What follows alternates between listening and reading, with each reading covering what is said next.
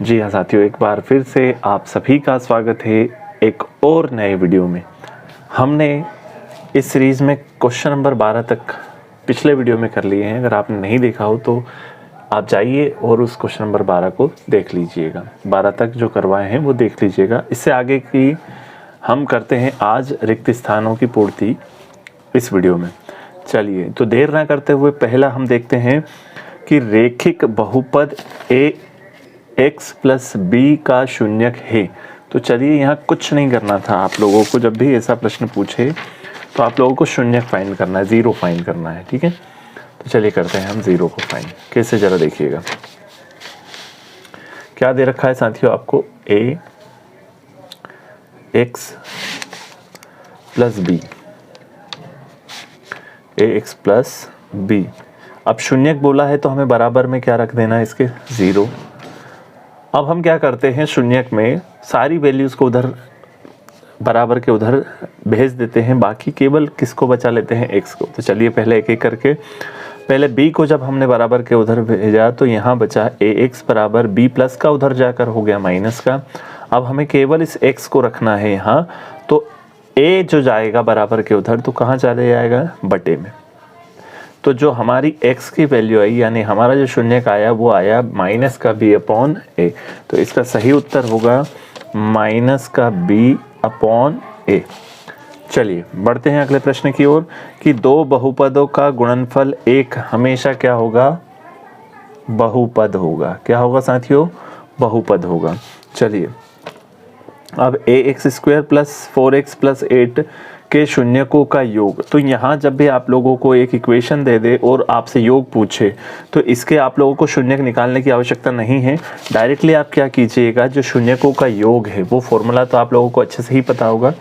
जी हाँ, देखिए शून्यकों का योग का जो फॉर्मूला है वो क्या है, मैं एक बार आपको बता देता हूँ। शून्यकों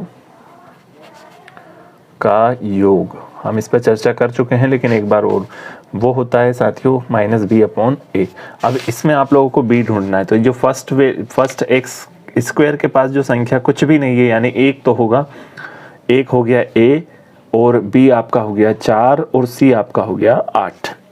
तो आपको कुछ नहीं करना है, माइनस का जो आपका बी है, ये माइनस और बी की वैल्यू यहाँ पर कितनी दिख रही है हमें, 4।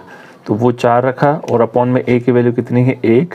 यानी माइनस का जो 4 है वही आपका शून्यकों का क्या होगा, योग होगा, माइनस का 4। चलिए बढ़ते हैं अगले प्रश्न की ओर। बहुपदों के शून्यकों का गुणनफल। अब देखिए यहाँ पर भी आप लोगों को शून्यक निकालने की आवश्यकता नहीं है, डायरेक्ट आप क्या लगाएं, गुणनफल का फॉर्मूला, जो कि क्या कहता है, c अपॉन a। अब आप यहाँ से c देखिए साथियों, 1 आपका a हो गया, 4 आपका क्या हो गया b, और c जो है आपका 8 हो जाएगा। तो c की वैल्यू अभी हमने देख ली यहाँ से 8, और a आपका क्या हो गया, 1। तो इसकी सही वैल्यू आ जाएगी 8, इसका आंसर हो जाएगा।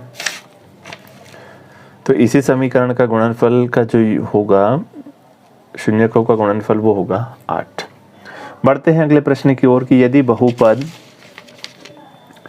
k minus 1 into x square plus के एक्स प्लस 1 का एक शून्यक हमको दे रखा हो, एक शून्यक हमें दे रखा है, तो आप लोगों को कुछ नहीं करना है। शून्यक देखिए हम किसकी वैल्यू, शून्यक किसका उत्तर होता है, या हम कहें किसका आंसर होता है, तो हमें पता है ना कि ये x का ही उत्तर होता है। हम समीकरण हल करते हैं तो x की ही वैल्यू लाते हैं। तो ये जो शून्यक दे रखा है, मतलब हमें किसका मान दे रखा है, एक शून्यक दे रखा है, यानी हम कह सकते हैं कि ये x की वैल्यू दे रखी है माइनस की 3 हमें, है ना।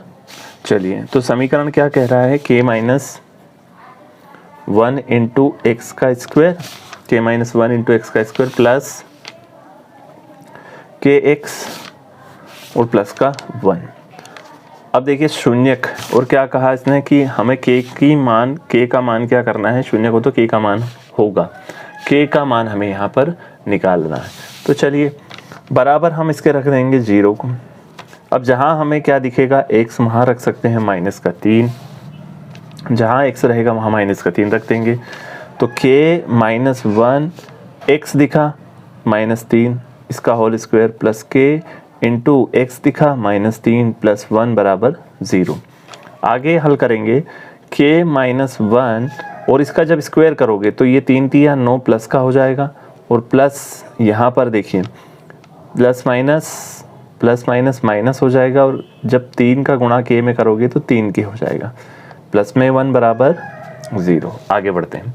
ये 9 का गुणा साथियों क्योंकि इसके साथ भी होगा और इसके साथ भी, तो 9k -9 का 9 और माइनस का 3k और प्लस का 1 है साथ में बराबर 0। अब देखिए 9k में से 3k प्लस माइनस माइनस हो जाएगा तो कितना बचेगा यहाँ पर, 9k में से 3k चले जाएगा 6k, और 9 में से 1 चले जाएगा तो माइनस का यहाँ 8 बराबर में 0। अब ये 8 उधर जाएगा तो इधर 6k बराबर में प्लस का 8 आ जाएगा, और हमें वैल्यू काई की निकालनी है k की, तो 8 बटे क्या हो जाएगा साथियों, 6 हो जाएगा, और यही आपका आंसर होगा। यही आपका क्या होगा, आंसर होगा। तो यहाँ पर इसकी वैल्यू आ जाएगी 8 बटे 6। अब देखो घात 1 वाले बहुपद कहलाते हैं, हमने इसके बेसिक में चर्चा कर रखी है कि जब भी पावर 1 हो, घात 1 हो, तो वो कहलाते हैं रेखिक बहुपद। क्या कहलाते हैं, रेखिक बहुपद कहलाते हैं। तो यहाँ पर घात 1 वाले बहुपद होते हैं वो होते हैं क्या, रेखिक। अब द्विघात बहुपद में शून्यकों की अधिकतम संख्या देखो, जैसे ही उसने कहा द्विघात, घात जब 2 होगी तो शून्य कितने होंगे, 2, घात 3 होगी तो शून्य होंगे 3, घात 4 होगी तो शून्य कितने होंगे, 4। और इसमें कहा है बहुपद y की घात 3 - 2y² - √3y + 2 की घात है। अब इस पूरे बहुपद की जो घात सबसे बड़ी घात होगी वही इस पूरे बहुपद की घात होगी। देखो इसमें सबसे बड़ी घात हमें 3 दिख रही है, यानी हम क्या कह सकते हैं कि इसकी घात 3 होगी। फिर कहा यदि अल्फ़ा बीटा बहुपद हैं तो इसके क्या करके दो हमें, अल्फ़ा प्लस बीटा, यानी यहाँ पर शून्यकों का योग पूछ लिया है उसने। अगर आपको ऐसे भी प्रश्न आए अल्फ़ा प्लस बीटा, तो हमें यहाँ पर फॉर्मूला लगाना है योग का, -b/a। अब b कहाँ से ढूंढेंगे हम, यहाँ पर देखिए प्लस का 5 है आपका b, तो माइनस का 5 और a क्या है यहाँ पर 2, तो इसका फाइनल आंसर आ जाएगा -5/2।